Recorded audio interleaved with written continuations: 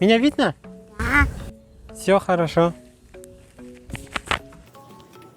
Саған ұнайтын жігітпен қалай жақындасуға болады?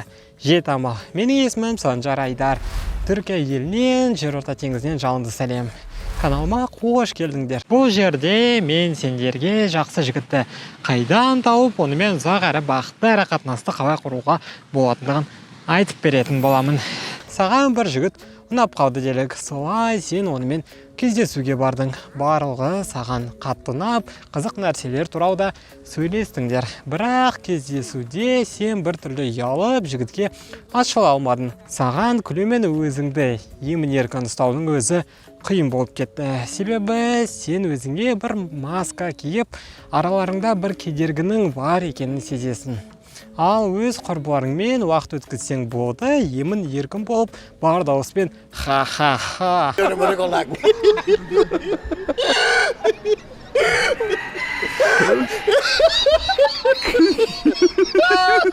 деп күле бересің. Жігітпен отсаң, солай бір дұрыс адам сияқты боласың. Мен білем, сен өзіңді жігітпен де жайбарақат, беймарал ұстағың келеді.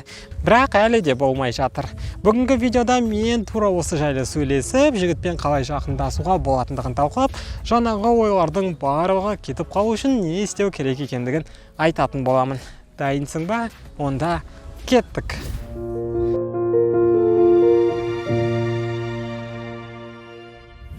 Нөмірі 1. Сөйлесу кезінде факттерді емес, құндылықтарды ізде. Қара, көбінесе сендер сөйлескенде логика мен факттер негізінде сөйлесіп жатасыңдар. Мысалы, сен жігіттен сұрайсың, қай мемлекеттерде болдың? Ол саған тізіп, Италия, Германия, Францияда болдым деп. Ол саған факттарды айтып берді. Бірақ бұл нәрселер саған жігіт жайлы ешнәрсе айтпайды. Тек оның қай мемлекеттерде болғаны ғана болмаса. Сөйтіп, ол сенен де тура соны сұрайды. Сен өз тізіміңді айтасың. Талқыладық па? Талқыладық. Сөйлесетін тақырып болды ма? Болды. Бұл нәрселер сендерді жақындастырды ма? Мүлдем жоқ. Себебі бұл әңгіме логика тілінде болатын. Ал саған әңгімені эмоциялар бағытына ауыстыру керек. Жігітке онда ненің ұнап, не үшін олай екенін сұрап көр. Неліктен бұл мемлекеттерге таңдау түсіп, тізімге алдағы уақытта қайсы енетіне қызығушылық таныт. Тағы да тек эмоционалды тұрғыдан ғана жауап беруге болатын сұрақтар ғой. Мысалы, ертең таңертең сен әлемнің кез келген бұрышынан ояна алатын болсаң, бұл қай жер болушы еді? Және неге олай? Мен саған бірден алғашқы кездесуде жігітке бар жан тәніңмен ашу деп отқаным жоқ. Жай ғана фактерді емес, құндылықтарды іздеп көр. Тура осы нәрселер сендерді жақындастыра алады. Екінші, ортақ нәрселер табыңдар. Екеулеріңе де бірдей рахат әкелетін нәрсе қажет. Сол бір нәрсе табылғанда оған акцент қою қажет. Мысалы, екеуіңе де ұнайтын музыкалық топтан бастап, бір түрлі әдетке дейін. Екеуің бірге түнгі 3-те ұйқыға баратын болып қалсаңдар да. Онда тура солай, біздің бір түрлі қызық әдеттеріміз бірдей екен деп айтуға да болады.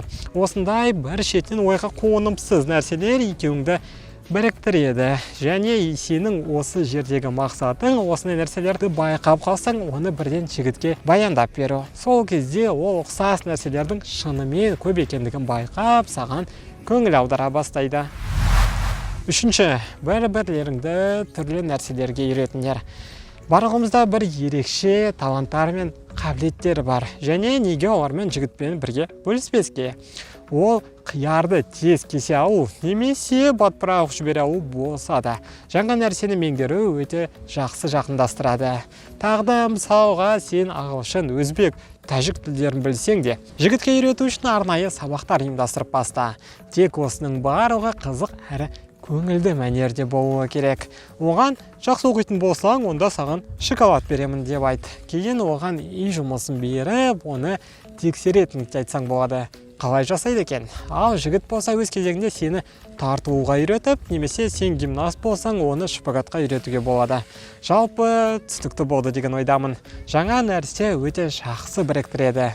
Онымен қоса бұл кездесуге арнайы себеп болып, оның ерекше өтуіне өз ықпалын тигізеді.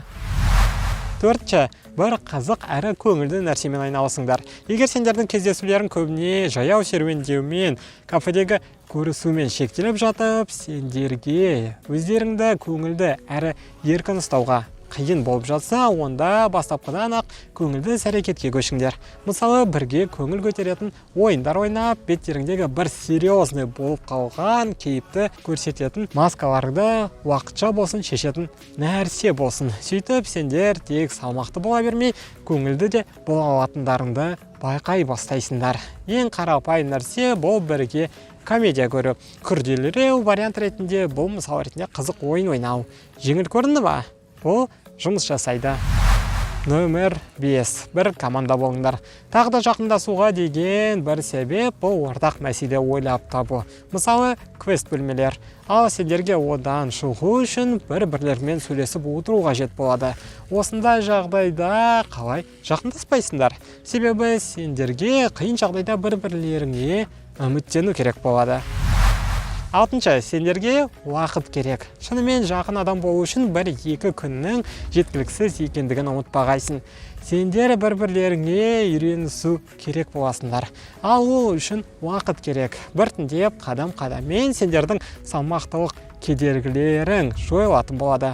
Маскалар шешіліп, түбінде сендер бір-бірлеріңе емін-еркін ашық адамдар ретінде көріне бастайсыңдар. Бұл кедергілердің басты себебі сендер толықтай ашыла алмай жігітке қатты нағын келіп, онымен қалай ұстайтыныңды білмеуіңде. Ал егер сендердің кездесулерің әлі де жалғасып келе жатса, демек сен құрбың бұл жігітке шынымен ұнайсың. Ең бастысы, алған бетіңнен қайтпай, өзің болуға қорықпа. Ал бүгінге осы айтылған кеңестер арқылы өз арманыңдағы жігітіңді тезірек іздестіруіңе тілектеспін. Видео ұнады деген ойдамын. Сол себепті тез лайк басып, өз пікіріңді төменге жаз. Бұл тақырып жайында көбірек ақпарат білгің келсе, дәл қазір менің төмендегі инстаграмыма кірсең болады. Жаңа видеолардан құр қалмау үшін каналға тіркелуді ұмытпа. Сенімен бүгін болған мен Санжар Айдар. Келесі видеоларда көріскенше. Ал біз шомылуға кеттік.